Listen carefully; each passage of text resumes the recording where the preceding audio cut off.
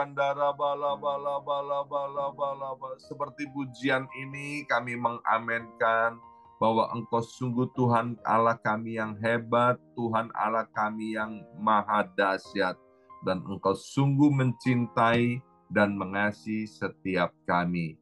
Kami tahu kami adalah milik-Mu, anak-Mu, kepunyaan-Mu, ya Aba, ya Bapa. Sungguh kami mengucap syukur atas semua anugerah yang terbaik dari Engkau kepada setiap kami. Mari kita berdoa bersama-sama. Ulangi seperti apa yang saya ucapkan. Bapa kami yang ada di dalam surga, Bapa kami yang ada di dalam surga, dikuduskanlah nama-Mu. dikuduskanlah nama-Mu. Datanglah kerajaan-Mu, jadilah kehendak-Mu di bumi ini seperti di dalam surga. Bapa yang baik, berikanlah kami pada hari ini rezeki yang menjadi bagian kami secukupnya, cukup untuk memberikan pinjaman kepada banyak bangsa, sedangkan kami sendiri tidak punya pinjaman. Cukup untuk menjadi saksi Tuhan, mulai dari Yerusalem, Yudea, Samaria, sampai ke ujung-ujung bumi. Cukup untuk menjadikan semua bangsa murid Kristus dan membaptis mereka dalam nama Yesus. Terima kasih Bapa untuk rezeki yang secukupnya, dan ampunilah dosa-dosa kami, ampunilah kesalahan kami, seperti kami pun mengampuni orang-orang yang bersalah kepada kami. Dan janganlah masukkan kami ini ke dalam pencobaan, tetapi bebaskanlah kami dari segala yang jahat. Sebab Engkaulah yang empunya kerajaan, kuasa, dan kemuliaan sampai selama-lamanya. Dalam nama Tuhan Yesus, kami sudah berdoa. Haleluya, haleluya. Mari Bapak Ibu sekalian, sekarang kita bersama-sama secara serempak dan serentak kita akan menggemakan Mazmur 91 dengan suara yang keras, dengan suara yang lantang dari tempat kita masing-masing. Alkitab berkata, mati dan hidup dikuasai oleh lidah. Siapa suka menggemakannya akan memakan buahnya. 2, 3, Mazmur 91.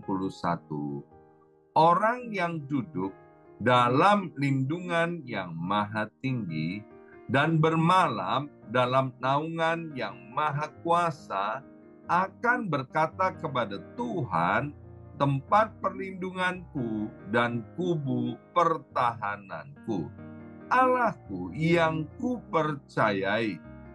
Sungguh Tuhanlah yang akan melepaskan aku dari jerat penangkap burung dan dari penyakit sampar yang busuk. Dengan kepaknya Tuhan akan menundungi aku, di bawah sayapnya aku akan berlindung. Kesetiaan Tuhan ialah perisai dan pagar tembok. Amin, amin, amin. Terjadi di dalam nama Tuhan Yesus. Aku tak usah takut terhadap kedahsyatan malam, terhadap panah yang terbang di waktu siang, terhadap penyakit sampar yang berjalan di dalam gelap, terhadap penyakit menular yang mengamuk di waktu petang. Walau 1.000 orang rebah di sisiku dan 10.000 di sebelah kananku, tetapi itu tidak akan menimpa aku. Aku hanya menontonnya dengan mataku sendiri dan melihat pembalasan terhadap orang-orang fasik. Sebab Tuhan ialah tempat perlindunganku, yang maha tinggi telah kubuat tempat perteduhanku. Amin, amin, amin. terjadi di dalam nama Tuhan Yesus. Malapetaka tidak akan menimpa aku, dan tulah tidak akan mendekat kepada kemahku. Sebab malaikat-malaikat Tuhan akan diperintahkan oleh Tuhan kepadaku untuk menjaga aku di segala jalanku. Para malaikat Tuhan akan menatang aku di atas tangannya, supaya kakiku jangan terantuk kepada batu. Singa dan ular tedung akan aku langkai. Aku akan menginjak anak singa dan ular naga. Amin, amin, amin. Terjadi di dalam nama Tuhan Yesus. Sungguh, hatiku melekat kepada Tuhan, maka Tuhan akan meluputkan aku, Tuhan akan membentengi aku, sebab aku mengenal nama Tuhan. Bila aku berseru kepada Tuhan, Tuhan akan menjawab. Tuhan akan menyertai aku dalam kesesakan. Tuhan akan meluputkan aku dan memuliakan aku.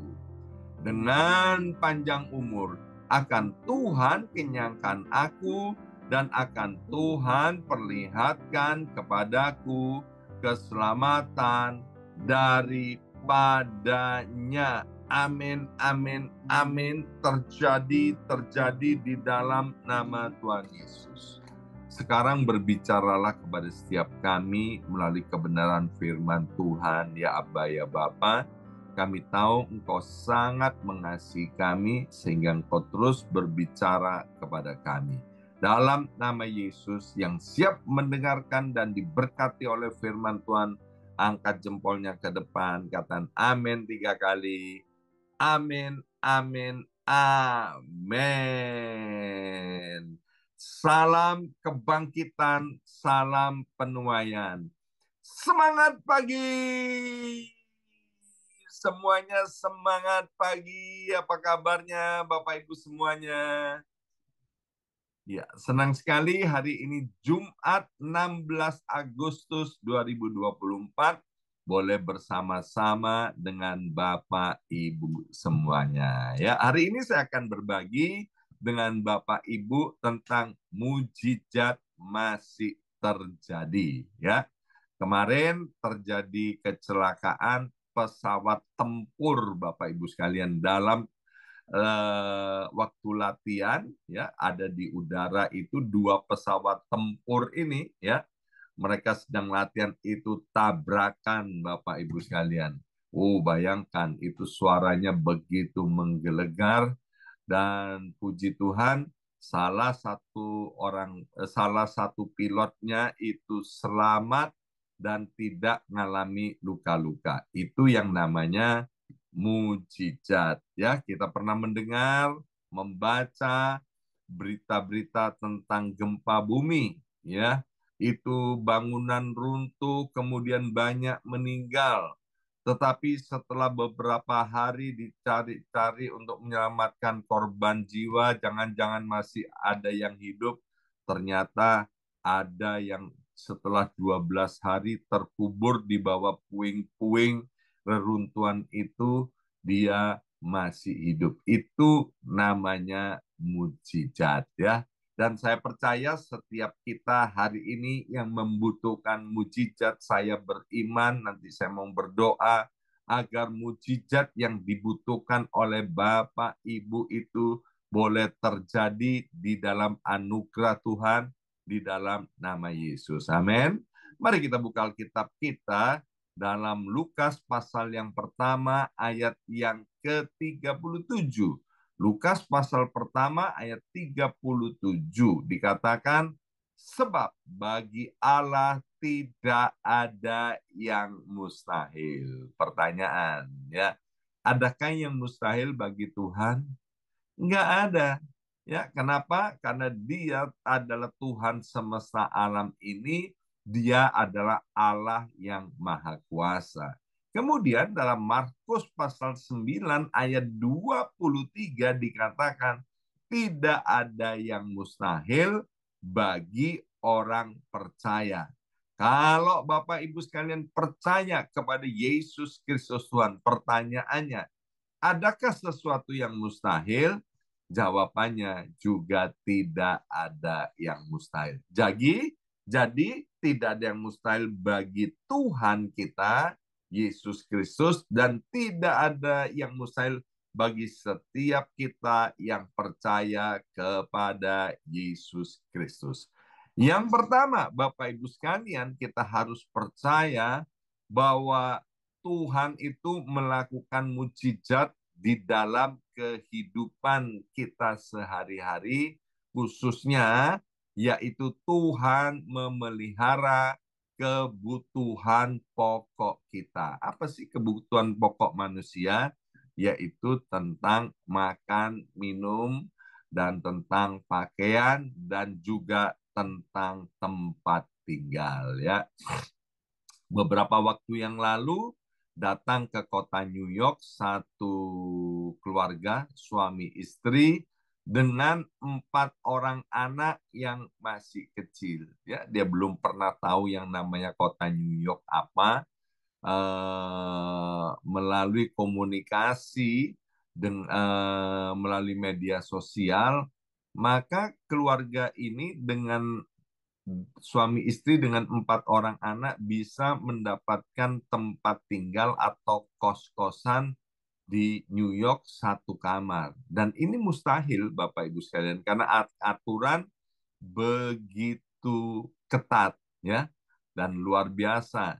Hari ini keluarga ini semakin diberkati oleh Tuhan. Itu namanya pemeliharaan Tuhan dalam kehidupan sehari-hari. Tuhan gerakkan orang-orang untuk kemudian memberkati keluarga ini. Di Alkitab juga kita melihat bagaimana janda di Sarfat, ya, itu dalam keadaan krisis, katanya itu tinggal tepung sedikit dan minyak serba sedikit. Dia bilang kalau tepung dan minyak ini kami masak, kemudian kami buat roti, kami makan, setelah itu mati. Tetapi Tuhan, Bapak Ibu sekalian, membuat mujizat dari tepung yang sedikit, minyak yang sedikit ini bisa memelihara janda di Sarfat itu sampai krisis yang terjadi itu berlalu. Maka itu Bapak Ibu sekalian, hari ini kita yang membutuhkan sesuatu, ya, khususnya tentang makan dan minum, jangan pernah khawatir karena Tuhan pasti pelihara. COVID-19 itu adalah demonstrasi kuasa Allah besar-besaran, khususnya bagi kita-kita yang percaya kepada Tuhan dan juga berlaku secara global. Bagaimana Tuhan mendemonstrasikan kuasanya. Kita waktu masuk ke masa COVID, Bapak Ibu sekalian, kita mengalami kekhawatiran yang luar biasa. Karena kita nggak tahu apa yang akan terjadi ke depan.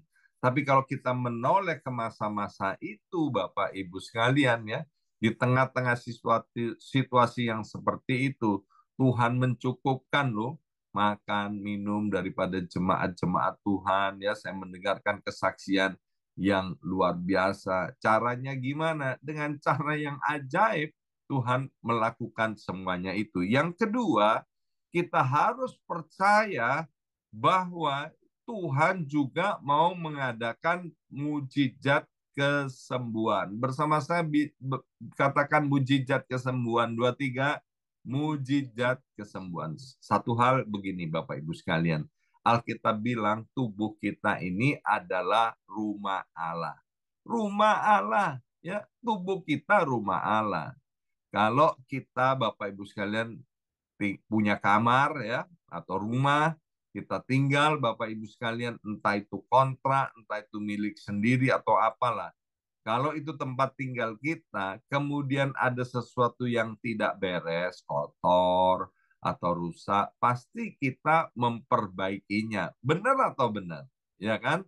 Supaya apa? Supaya kita bisa tinggal dengan betah dan kerasan. Nah, ingat, kalau tubuh kita rumah Allah, kalau ada sesuatu yang rusak, ya jantungnya rusak, paru-parunya rusak, atau pembuluh darahnya rusak, ya pasti diperbaiki. Oleh siapa? Oleh yang punya rumah. Tuhan Allah kita namanya Yehova Rafa. Tuhan Allah yang menyembuhkan. Itu saya imani, Bapak Ibu sekalian. 1 Petrus 2 ayat 24 berkata, oleh bilur-bilur Yesus, semua sakit penyakitmu telah Tuhan sembuhkan. Jadi nggak ada penyakit yang terlalu besar yang tidak bisa Tuhan sembuhkan. Ya, salah satu demonstrasi kuasa Allah yang saya suka menyebutnya berulang-ulang, misalnya Lazarus yang mati 4 hari dan sudah dikuburkan. Kita pernah mendengar istilah golden time, ya. Jadi kalau stroke atau mengalami sakit berat, cepet-cepet harus dimasukkan ke emergency room, IGD atau UGD, ya. Supaya apa? Golden time-nya ini bisa tercapai sehingga orang yang sakit itu bisa kemudian mengalami pemulihan. Tapi kalau golden time-nya sudah kelewatan, harapan untuk pulih 100% itu kecil. Kembali kepada Lazarus, coba. Lazarus itu sudah mati 4 hari. Ada golden time enggak? Enggak ada. Sudah mati 4 hari, ya. 4 hari itu artinya busuk, Bapak Ibu sekalian, dan sudah dikuburkan. Tapi coba Tuhan Yesus kemudian membangkitkan Lazarus, ya. Kami suami istri oleh anugerah Tuhan, kami pernah pergi ke kuburnya Lazarus di Israel situ, ya. Itu kuburnya Lazarus itu, ya. Kita masuk kemudian dari tempat yang di bawah, ya, agak dalam, ada turun ke bawah. Bayangkan Lazarus yang dari situ Bapak Ibu sekalian terikat dengan kain kafan itu bisa lompat-lompat keluar dari kuburnya. Bukankah itu peristiwa yang ajaib? Ya, kita lihat juga bagaimana Tuhan menyembuhkan di dekat kolam Siloam orang yang buta sejak lahirnya, ya. Bukan buta setelah umur sekian tahun, tapi buta sejak lahirnya. Tuhan sembuhkan. Hari ini, Bapak Ibu sekalian, kita yang membutuhkan mujizat kesembuhan, baik buat diri kita maupun anggota keluarga kita, harus percaya mujizat itu bukan hanya dicatat oleh Alkitab, tapi mujizat penyembuhan itu terjadi sampai hari ini. Kita berdoa untuk Carolina Liu, ya kan? Kita berdoa untuk Carolina Liu. Beberapa waktu yang lalu itu kalau saya lihat dengan mata kepala ini, jasmani, aduh, itu kemungkinan hidup, kemungkinan sembuh, itu kecil banget. Tetapi karena doa dari Bapak Ibu semuanya, doa daripada iman, daripada keluarga, daripada Carolina Liu, akhirnya dia mengalami kesembuhan sehingga sekarang bisa ikut beribadah bersama-sama dengan kita baik secara online maupun secara onsite. Kemudian mujizat apa lagi? Mujizat Tuhan melepaskan dari bahaya yang mengancam, ya. Mazmur 91 yang tiap hari kita deklarasikan, itu ada satu ayat yang berkata bahwa Tuhan itu melepaskan kita dari jerat penangkap burung. Apa artinya jerat penangkap burung? Bapak Ibu sekalian, orang yang menangkap burung itu pakai jerat. Jeratnya itu bening banget sehingga burung nggak bisa melihat. Bahkan manusia kadang-kadang nggak bisa melihat. Seperti senar yang bening itu, Bapak Ibu sekalian. Tiba-tiba aja kemudian burung yang sedang cari makan itu terjerat, ya. Nah, Tuhan melepaskan kita dari kesialan, Tuhan mau melepaskan kita dari mara bahaya. Saya ini kan setir mobil, Bapak Ibu sekalian ya, setir mobil. Saya itu benar-benar merasakan perlindungan Tuhan dari bahaya ya. Saya itu sering berpikir begini, aduh coba nih, kalau truk di sebelah saya atau kemudian mobil dari arah berlawanan itu, kemudian bannya lepas atau bannya kemudian meletus dan lain sebagainya. Wah, itu kan bisa menimpa saya dan saya mengalami celaka. Jadi kalau saya keluar rumah dan kemudian kembali ke rumah dalam keadaan selamat, itu mujizat daripada Tuhan. Tuhan melepaskan kita dari bahaya. Mazmur 91 berbicara, kalau hati kita melekat kepada Tuhan, maka Tuhan akan meluputkan kita dari mara bahaya. 1.000 boleh rebah di sisi kiri kita, bahkan 10.000 itu boleh rebah di sisi kanan kita, tapi itu tidak akan pernah menimpa kita. Amin. Jadi Tuhan mau mengadakan mujizat buat kita dilepaskan dari mara bahaya. Kemudian apalagi saya mau sampaikan, yaitu mujizat dalam pemulihan keluarga. Bersama saya ucapkan pemulihan keluarga. 2, 3, pemulihan keluarga. Mujizat pertama yang dilakukan oleh Tuhan Yesus di dalam pelayanannya, yaitu mujizat perkawinan di Kana. Ditulis di dalam kitab Yohanes pasal yang kedua. Bapak Ibu sekalian, saya dan istri adalah hamba Tuhan yang sangat percaya tentang pemulihan keluarga. Seperti Tuhan Yesus nggak ingin perkawinan daripada orang-orang percaya itu berakhir dengan sad ending, berakhir dengan memalukan. Tuhan mau bahwa pernikahan, perkawinan, keluarga orang-orang percaya itu berakhir dengan happy ending. Ya, di New York ada pasangan suami istri, kemudian istrinya meninggalkan suaminya. Ya, dia selingkuh dengan pria lain. Dan ini bukan pertama kalinya ibu ini selingkuh. Jadi ibu ini udah beberapa kali selingkuh dengan pria-pria yang berbeda. Tapi waktu dia datang ke tempat kami, di gereja kami ini, ya, dan kemudian mengerti akan kebenaran firman Tuhan dan lain sebagainya, tapi ibu ini tetap selingkuh. Akhirnya kami menguatkan suami, kami menguatkan anak-anaknya untuk mereka tetap hidup kudus, tetap hidup di dalam kebenaran. Ya, sebab pada waktu itu suami dan anak-anak ini punya duit banyak banget. Ada gula, ada semut. Ya, banyak orang yang mendekatinya, Bapak Ibu sekalian. Salah satunya karena ada udang di balik rempeyek. Karena Bapak ini banyak duitnya, ya. Kami kemudian mendampingi Bapak dan anak ini, Bapak Ibu sekalian. Tapi keadaan tidak semakin baik, akhirnya istri ini membuat surat cerai. Maka diterbitkanlah surat cerai itu. Ya, jadi suami istri ini sah secara hukum, dia sudah bercerai. Tapi saya dan istri punya iman, itu surat cerai kan cuman sekedar surat, sedangkan Tuhan sanggup pulihkan. Ya, akhirnya Bapak Ibu sekalian, setelah berdoa sekian lama, Bapak Ibu sekalian, suami dan anak-anak ini melakukan firman Tuhan.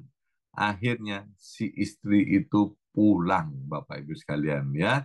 Waktu pulang kami bersukacita dan kami kasih tahu bahwa dia harus bikin surat kawin lagi dan diberkati lagi di gereja. Dan luar biasa, akhirnya suami istri ini menikah lagi, Bapak Ibu sekalian, dengan pasangan yang sama, diberkati di gereja. Dan hari ini keluarga ini berbahagia, diberkati oleh Tuhan, Dan suami istri melayani Tuhan, anak-anaknya juga melayani Tuhan. Kurang berat gimana nih masalah keluarga ini? Ya, dalam pelayanan saya melihat hubungan orang tua anak yang sudah rusak, yang nggak mungkin bisa dipulihkan. Tuhan pulihkan. Sekali lagi, tidak ada yang mustahil bagi Tuhan dan tidak ada yang mustahil bagi orang percaya. Ya. Dan yang kemudian mujizat dalam surat-surat imigrasi. Ya, ini banyak sekali mujizat Bapak Ibu sekalian ya, tapi saya mau sampaikan 5 hal aja. Mujizat dalam surat-surat imigrasi. Kita yang membutuhkan visa Amerika, kita yang membutuhkan status di Amerika, ya. Kita yang kepingin tinggal dengan legal di Amerika, bahkan kita bisa keluar masuk Amerika, Indonesia. Bapak Ibu sekalian percayalah, mujizat dalam surat-surat imigrasi itu masih ada sampai hari ini. Mazmur 24 ayat yang pertama berkata, Tuhanlah yang empunya bumi serta segala isinya. Pertanyaan, yang punya bumi dan segala isinya siapa Bapak Ibu sekalian? Tuhan. Namanya siapa? Tuhan Yesus Kristus. Itu jelas-jelas ditulis di Mazmur 24 ayat yang pertama. Sekali lagi, saya akan bacakan. Tuhanlah yang mempunyai bumi serta segala isinya, dan dunia serta yang diam di dalamnya. Jadi nggak ada di bawah kolong langit, di atas muka bumi ini, nggak ada di semesta alam ini yang tidak menjadi milik Tuhan. Semua milik Tuhan, ciptaan Tuhan, Bapak Ibu sekalian. 1 Korintus 10 ayat 26 dalam Alkitab Perjanjian Baru juga dikatakan bumi serta segala isinya adalah milik Tuhan. Ini harus dicatat, harus diingat, harus benar-benar dipercaya sampai alam bawah sadar kita. Dan Yohanes 1 ayat 12 berkata bahwa kita ini yang sudah percaya kepada Tuhan diberi hak, diberi kuasa sebagai anak-anak Allah. Lu bayangkan, kita punya anak Bapak Ibu sekalian, ya kan? Dia kan bebas keluar masuk rumah kita, benar atau benar? Dia bebas keluar masuk kamar kita. Ya, kenapa? Karena dia adalah anaknya, ya. Sedangkan kita ini adalah anak-anak Allah. Jadi kita bebas keluar masuk Amerika Serikat, Amerika Serikat Indonesia, Indonesia Amerika Serikat dengan legal dan leluasa. Kenapa? Karena langit, bumi, dan segala isinya Amerika Serikat dan Indonesia itu adalah milik Bapa kita yang ada di sorga. Dalam 16 tahun pelayanan saya tinggal di kota New York, saya sangat terbeban Bapak Ibu sekalian tentang hal ini. Dan sudah menurut catatan saya, sudah puluhan orang saya dampingi di pengadilan di Federal Plaza di kota New York ini untuk mengambil untuk mengikuti sidang suaka politiknya. Dan hampir oleh karena anugerah Tuhan, hampir 100% mereka dikabulkan permohonannya dan mereka mendapat green card dan banyak sekarang yang sudah menjadi American citizen sehingga mereka bisa keluar masuk Amerika dan Indonesia. Nah, kabar baiknya, bagaimana Pak supaya kami bisa mengalami dan menerima mujizat ini? Yang pertama, kita harus yakin bahwa kita ini adalah anak Allah.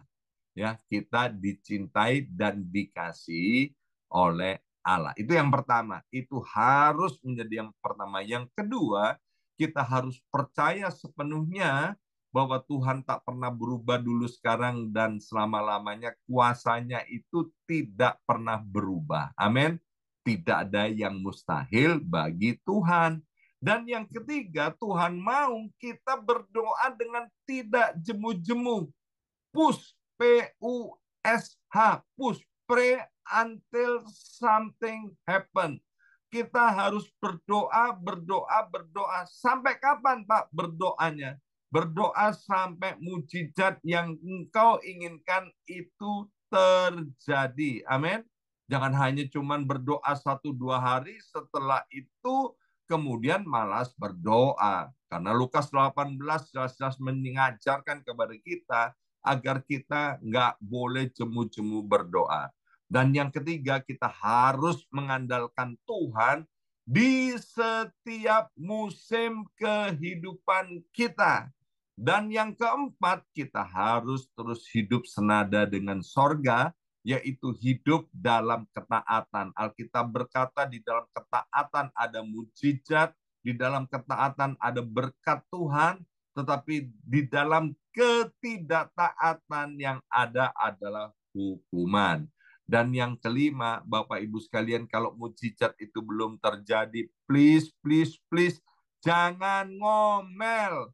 Jangan bersungut-sungut, tetap bersyukur dan memuliakan Tuhan. Ya, ayat yang penutup dikatakan Pengkhotbah pasal 3 ayat yang ke-11, ia membuat segala sesuatu indah pada waktunya. Sekali lagi, Pengkhotbah pasal 3 ayat 11, ia membuat segala sesuatu indah pada waktunya.